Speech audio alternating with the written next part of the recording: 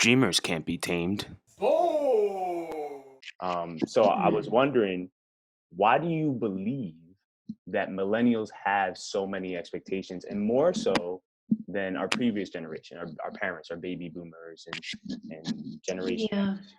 Why do you think that now millennials struggle with the idea of meeting many expectations and now have to deal with the repercussions of those expectations or establishing those expectations with, which is anxiety, loneliness, Mm, depression? mm, mm. Yeah, I think there's a couple of reasons why. I think first and foremost, I think it is how we've been brought up as a start, and I know I speak about in my book, but we're kind of a generation who've been brought up like with helicopter parenting, right? So it's almost like, I'm not saying that we've been mollycoddled as kids, but we've had our parents do everything for us, push us towards the brink. And I kind of feel like this is in some parts perhaps because they haven't, there might have been some lacks or gaps in their own upbringing where they're either trying to make sure that their children aren't losing out or going through the same disadvantages that they did, or reliving their dreams through their children. And I think a lot of our generation have been kind of, we've been rewarded for everything, right? I remember growing up in school, going to sports carnivals, the teachers, it was always, good job. It's all the praise, it's the pat on the back. You get a participation award for not even doing anything. It's your parents are kind of, they're making decisions for you. So I think in large part, it's how we've grown up, and I think that has built on this expectation where we have become perfectionists because we've always got to be achieving. We've always got to be achieving, whether or not we're trying to prove ourselves to our parents because of the expectations our parents have on us, whether it's because we're wanting to get this reward and gratification of trophies or participation awards or whatever it might be. I kind of feel like that in large part has kind of shaped how we've grown. And then coming out into the real world, so to speak, when you kind of graduate from college, well, it's not, the teachers aren't teaching you how it is in the real world when you have to come out of college. And I know even to this point in day, I've got millennial friends who are in their 30s and they're either still living at home with their parents, or they're living down the road, or their parents are trying to help with buy houses and all this kind of stuff, and I've known people where their parents have picked their colleges that they've gone to, or so it's kind of like, or turned up for job interviews, like, so the parents have become so ingrained in our lives and built these expectations that I think it's hard. It's been very difficult for us to then try to get some independence in some respects and kind of deal with the actual realities of the world, where we have to go and we have to get out and we have to kind of make a life for ourselves. I'm not saying that's a bad thing, because I think our parents have been wonderful in being able to support, especially when the cost of living is so high. We've got debt, we've got, except all these other issues. But I kind of feel, certainly for I'm at the kind of the older end of the millennial spectrum, but I know for me, when I look back on my childhood, I go, yeah, like I can see it, how it's played out in my family with my siblings. So I think that in some parts is part of the problem. I think mental health also is not something that, yeah, we're talking about it now, but it certainly wasn't something that we talked about in my family or I did with growing up. And I grew up with significant, I'll say significant mental health issues, but I was a depressed child. I had an eating disorder at 13, 12 and 13, which my parents didn't know how to deal with at all, like at all. And I never ever sought treatment for that. So that was something I carried for 10 years of my life on and off. I had depression, I know, and on reflection, when I was 15, I was such an isolated, lonely teenager. I could never relate to anybody. And then I had depression. I was officially diagnosed with depression when I was 19.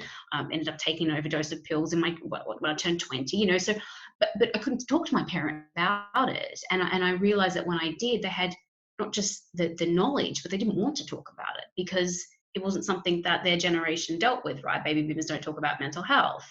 So I think we've kind of, there's also a part of us where we've kind of had to deal with internal struggles when it comes to our mental health, where it's like, well, it's kind of like we've always been, this is kind of something that doesn't necessarily become the norm, but it's something that we internalize, right? And I know that there's so much support out there these days, and we've shifted so much in terms of the amount of support and the conversations that we're having.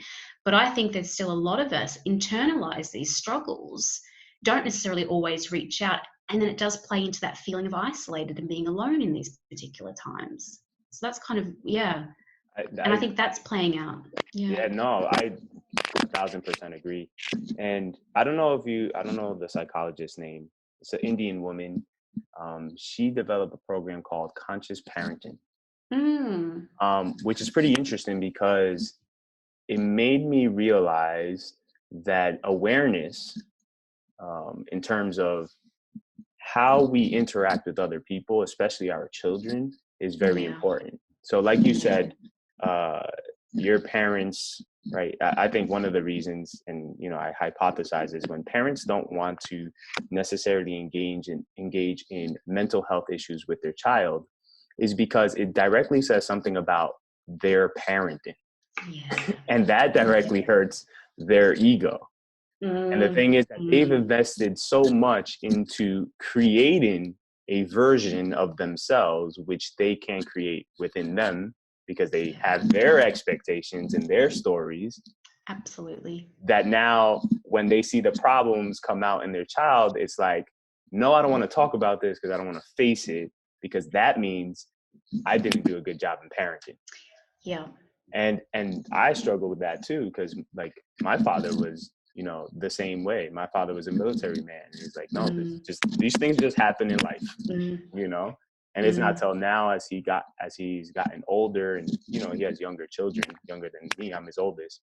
And he's able to see how that creates an impact when you don't address the mental health aspect of it, and how it has a long-lasting impact into the decision-making and the habits that, as children we have in our lives.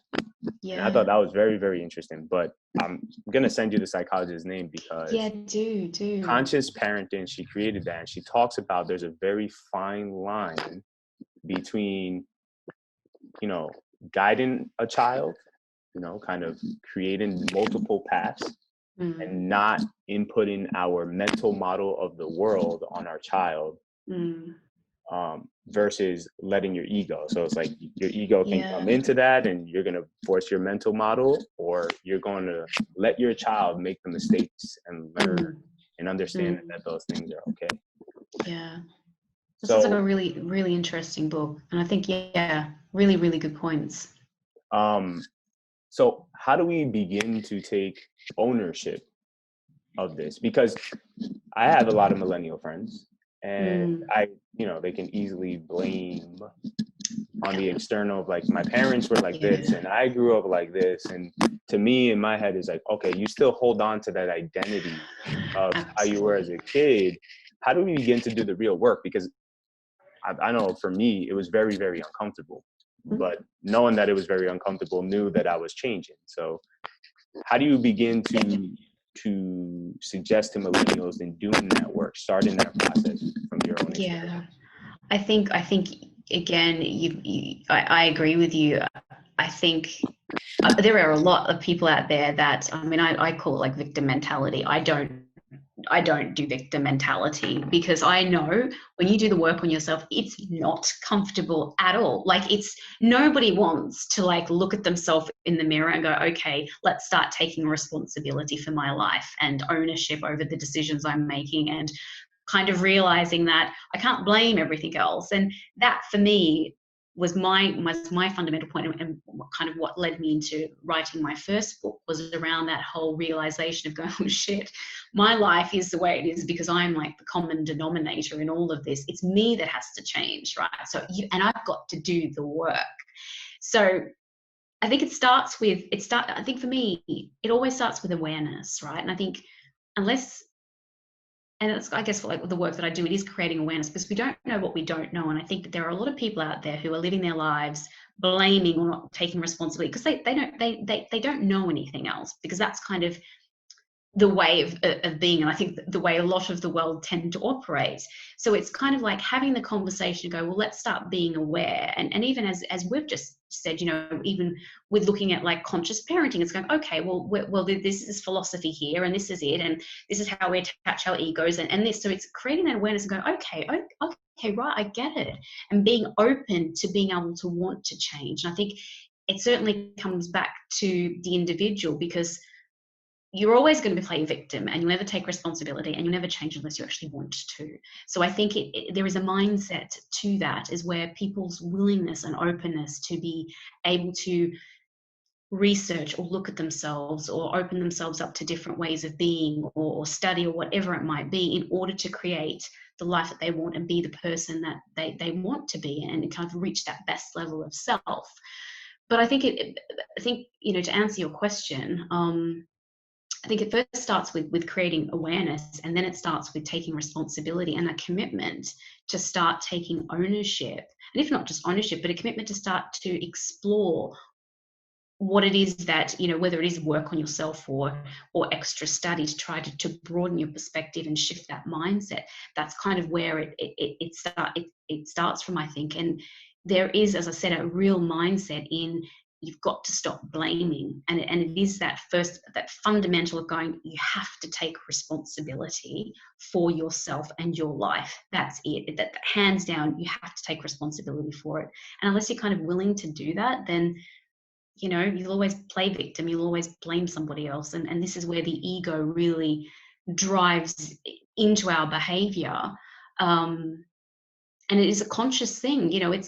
It's easy to get caught up in saying, oh, well, I didn't do this because of the excuses, right? Or somebody else, or something. It's always something, and we can always blame something else. But we all have a part to play in everything. In every interaction we have, in every situation, there is always some level of responsibility that we have in that. And I think it's creating that consciousness around that. So living in a much more conscious, deliberate way. What's your definition of awareness? Because a lot of people can easily go into that and say, well, I'm aware, I know these stories identify who I am. Mm-hmm. But I think that sometimes we get awareness confused with either maybe rumination or reminiscing. And they're like, I know my stories, but then how do we actually take responsibility after that point? So we see our stories, but is that true awareness for you? Yeah, that's a really good question. I guess in some part it is, but it isn't. It's like, there's one thing to be aware, and it's like, well, then what do you do with that? Because I think awareness is one thing, but without acting with that information, or without having a change in behavior, then is it really awareness? Is it more ignorance? Then it becomes ignorance. So kind of like, I don't know, I think it's a really good question. I don't think I can answer it. But I think you need to be aware, but you need to do something with that. I don't think you can because I still think you can easily fall back into that. Oh, sure. I can see, because then you run the risk of going, well, you know what, I know that that's my story and that's playing out, and then that's fine. You know what, I'm just going to put that aside because that's my story. Yeah, I'm aware of that, blah, blah, but you're not doing anything about it, right? So it's still. So I think by avoiding, you're also, like, for me, awareness is being able to look at a story, a situation, without judgment. So I see my story coming up. I just see it. Yeah. I don't necessarily judge it, because to avoid it is to say that you're judging it. All right, I see this story. I no longer want to see it anymore. So therefore, I have this negative connotation with the story. Therefore, I'm going to ignore it. So then what does that mean? If you have judgment, you're not willing to be vulnerable. And if you're not willing to be vulnerable, how can you ever take action? You're just going to fall back into the same behavior pattern. So that's why I was really curious to see how you saw awareness, because I think a lot of people, especially when I talk to my clientele, they're like, all right, so tell me, talk about your story. But they're like, yeah, I know, like, when I went through this and this, I know that, I just know, but I got to change this. And I'm like, yeah, but the fact that you're judging that story and you're not really being vulnerable with that story doesn't allow you to change the behavior, because you feel that it has nothing to do with who you are right now, when it's a fundamental root in your behavior and the decision making that you have. That's a really good point. It's kind of like having to get that point of being the observer, as you've said, being able to kind of look at it, but remain detached from it. Okay, observe it, be the observer, see it playing out, and kind of like not avoiding, but integrating it, but kind of not getting attached. So it is, it's I think it's a very, in my experience, I think it's a very hard thing to get to a point where you can actually do that. But do that for most situations. But it's the way I see it and the kind of the way I do it, when I get to this position where you become the observer, it's fascinating. It's a real fascinating way of being, in a way, I guess, a way of seeing. It's almost like just a different level, right, of just like existence, where you can kind of, yeah, it's just that consciousness. I just find it fascinating. I really do. So then my next question for you would be, how do you deal with the emotions of the stories that, so in your personal experience, you expressed that you had a rough young adult experience in terms of growing up, dealt with depression, all that stuff. How did you, when you started looking into those stories and building the awareness, how did you deal with the emotional response that you got from that? Because I think that's another big thing, is that we're not necessarily aware of our emotions. And what happens is we start to judge those emotions instead of observe them. Yeah. And because we judge those emotions, we no longer want to do the work. We don't want to become vulnerable because we feel that these emotions that we're feeling from our previous stories are negative feelings. So when, I don't know if you're able to do it, if you're able to kind of remember how you started getting through that experience or building the awareness, how did you start dealing with the emotions, or how do you currently deal with your emotions right now? Yeah. So I guess I'll try to answer it in two parts. So I guess when I started my journey, I kind of gone to therapy, and I ventured down the spiritual path of doing a lot of meditation and self-work. I guess in trying to deal with the emotion, it's kind of, so for me, I guess in how I dealt with it was, I kind of look at it, and it's because of the, I'm just trying to think of like the simplest way to say this, with the way I helped look, kind of move through my journey, was the philosophy that I brought into that is everything happens for a reason. Everything is a learning. We're infinite souls that we've come here, we've incarnated. This is all part of it. So we've signed up for it, right? This is it. It's a learning. So for me, it was more about that mindset of going, okay, so this happened. And not so much about the emotion, but about acknowledging the experience as a learning. Yes, the kind of the emotion was like the human side, but the experience is much more for our soul evolution and growth. So I think as part of that whole healing, it was to kind of think about it in that sense, but to also integrate those emotions and be okay with feeling the way that I did, and coming to that kind of acceptance of going, well, I felt grief or hurt or anger or pain, but then having to at some point release all that. And I think that release, I think for me, was a lot of forgiveness work. I think, on reflection, it kind of gets rid of those, certainly the emotions, the residual emotions that kind of sit there and they kind of fester. I think for me now, and how I deal with my emotions, is I'm much more aware so again, it's coming back to that awareness of going, okay, so we're looking at energy, we're looking at vibrations. You kind of want to, so for me, I want to be trying up in those higher vibrational states. I don't want to particularly be going down to those low vibrational states, notwithstanding that, it happens because we're human, then we'll be triggered and we'll have people that irk us or whatever it might be. But I think first and foremost, it's recognizing how I'm feeling, and then go, okay, that's okay, but to either sit with it or to kind of actively, and it's not like and not ignoring the emotion, but going, okay, so coming back to the responsibility of, I have a responsibility for how I feel. So how can I lift my energy and my vibration up so I'm in a much more a lighter state of being, or I'm shifting, or I'm going back into gratitude. So gratitude for me is a big like blanket, like a reset on anything that I might feel, particularly on those lower vibrational energies where I find myself get frustrated or irritated. I'm like, okay, so let's step back into gratitude, because it is this altered state of, receivership, and it kind of resets everything. Because when you're thankful, you can't be like annoyed, right? So it's kind of like resetting that. But I think there's a fine line, because even with people I talk to around do we ignore the emotion, or do we sit with it and let it be with us? And I think we should absolutely acknowledge the emotion and feel what we need to feel, right, to be able to move through things.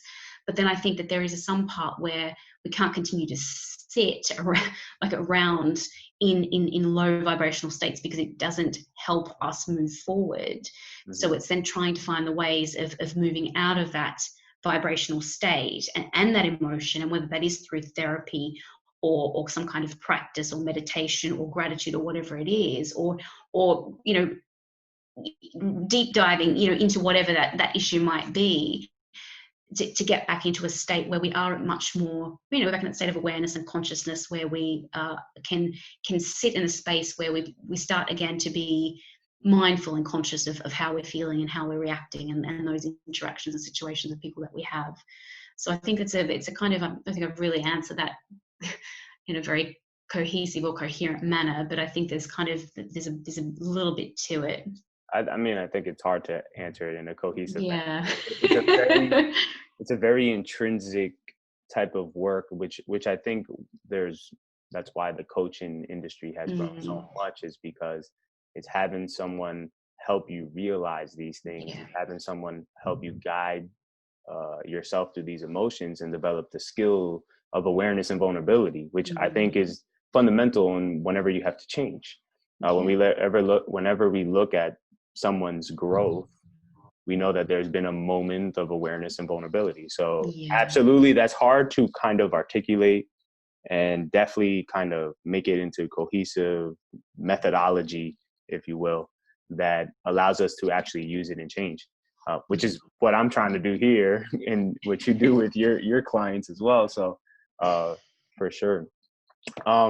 So before you got into this type of industry, what were you doing before, when you were talking about you were saving up for your retirement and trying to buy a house and build these, pay off debt and all this stuff? What were you doing before? And then what made you change? What was the decision behind changing into this kind of field in this industry?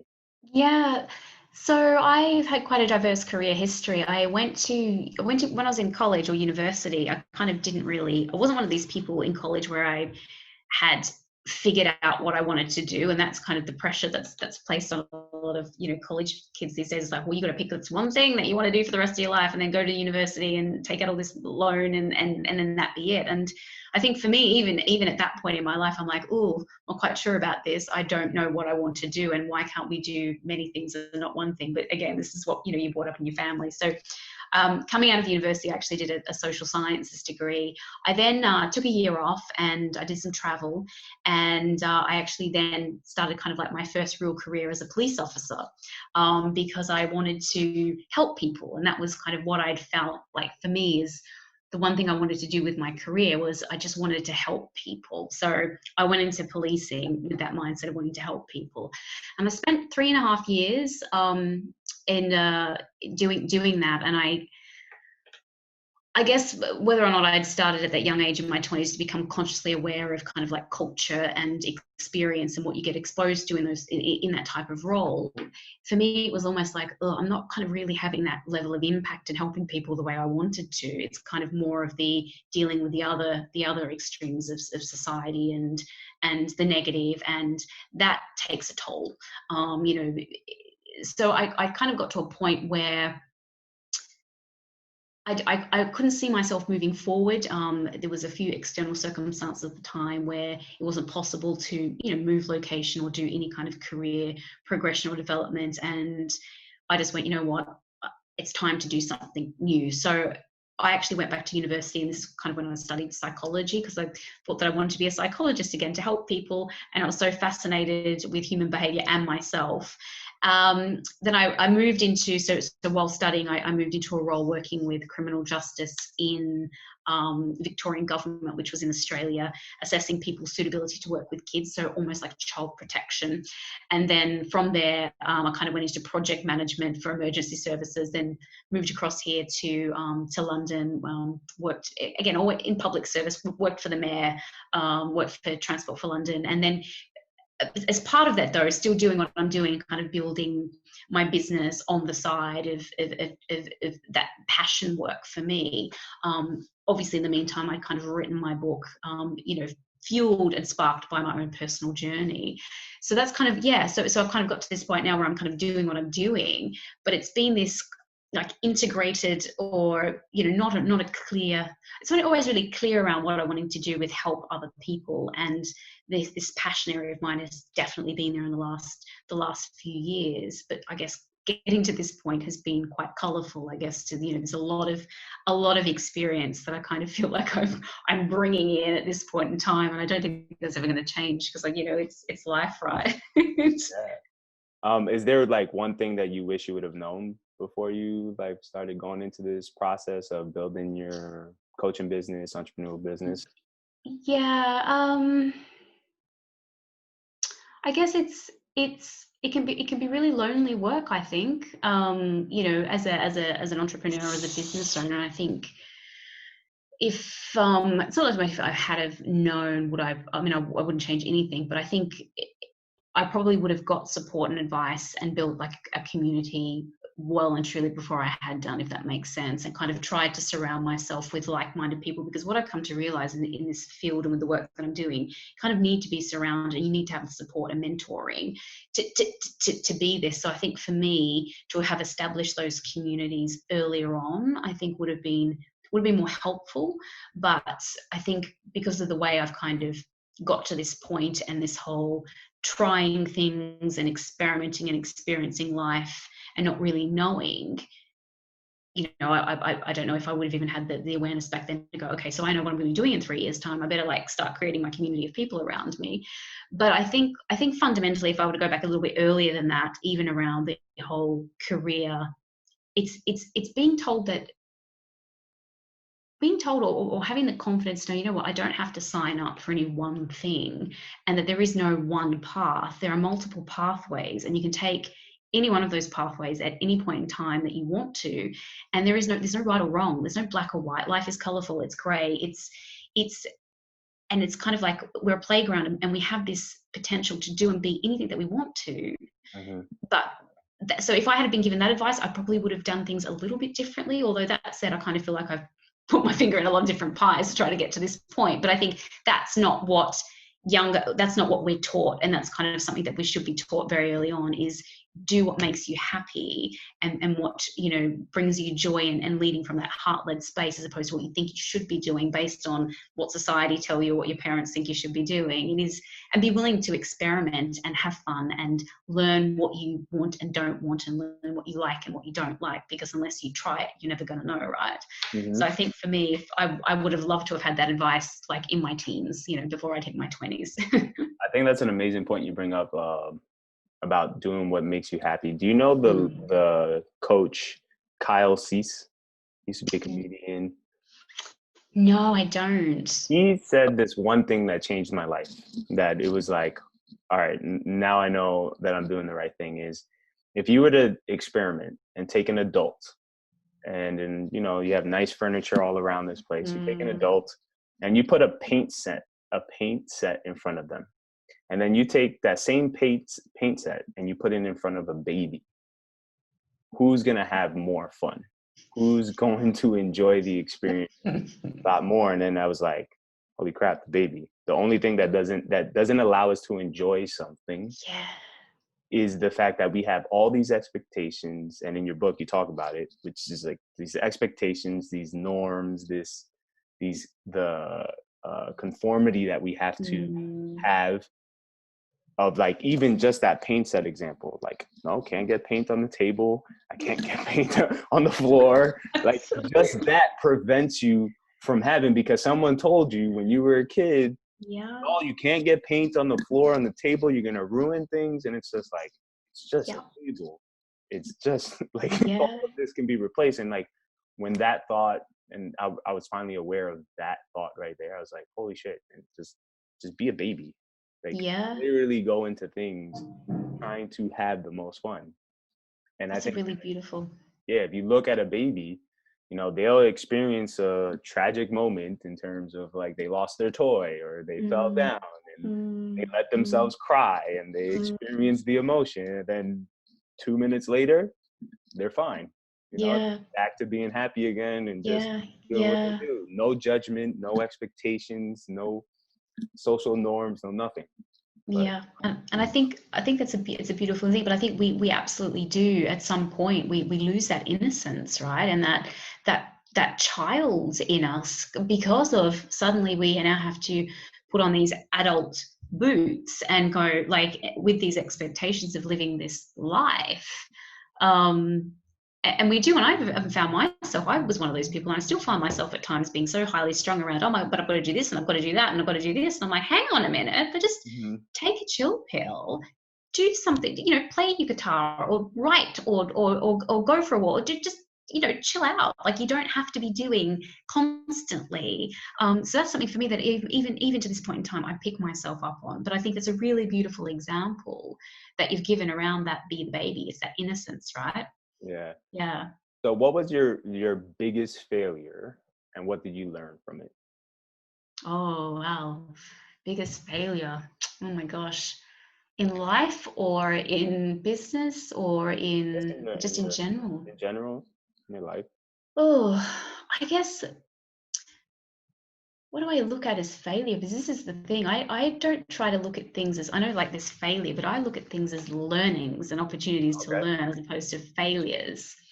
Um, So what has been your biggest learning opportunity? Ooh, gosh, this is a big one because I feel like my whole entire life has been a massive journey. Um, I think for me, I'm going back because I'm feeling like I'm going back like into my 20s here of kind of those days of like exploring like just the exploring. I also think my biggest failure wasn't trying things, getting caught up in pressure at such a young age when I could have been exploring.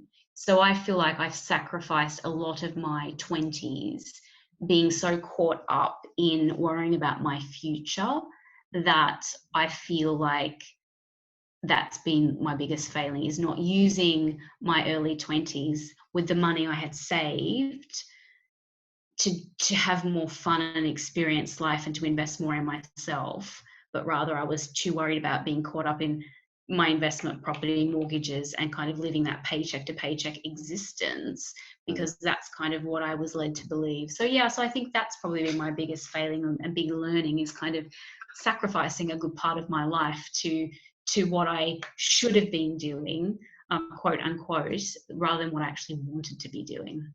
Do you feel like you're in your happiest moment now Yeah, in I life? think like for me, I think life just continues to get better. I don't like aging, but I'm like my life just keeps getting better. And, but I do. I kind of feel like I'm kind of like, I want to say a peak because I don't think there is a peak. It's just like we keep growing and evolving. But for me, I'm absolutely like at like the most elevated point I think I've been at in my lifetime to date. You So said you yeah. were a later millennial. How old are you? I'm 35. So Oh, like there's like a millennials up to around 39, 40, yeah, around where it's kind 40. of like the cutoff, and up down to like 24. So if I'd say I was probably more, I mean, I say the older, but kind of like millennials are split into two, right? You've got like the cohort that grew up without tech. So for me, like, computers came in when I was like a teenager and phone, but then you've got the younger millennials who have always had tech around them, right? So there is Yeah. like a differentiation I between. don't really consider them for millennials for some reason because I feel like millennials, like when you look at millennials now, I think we said this the last time we spoke, is that millennials have such an advantage in the sense that Ah, if you get out of your own way, we're the only generation that was able to grow up with regular social norms in terms of interacting with each other, conversing, but at the same time, seeing technology be immersed into our yeah. lives and utilizing it as a tool to Mm, create amazing things. And I think that uh, we actually have a lot of power, which is probably why you see a lot of you know, the different things happening in the world, is because you have a battle between two big generations, which is the baby boomers and the millennials, and our different perspectives on life and how we're supposed to be living, is what causes the kind of the clash in terms of the economy, in terms of education, health. I think that plays a big role. And then you have, like, even after the baby boomers, I think it's generation Gen X. Gen X, which they're kind of quiet. You see them, but then after the millennials, you see after the millennials, there's this Gen Z, yeah, that they're quiet. But then you have this new group of the alpha, like it's the babies of the millennial. You've got the alpha gen or apple gen, I think they're called these days.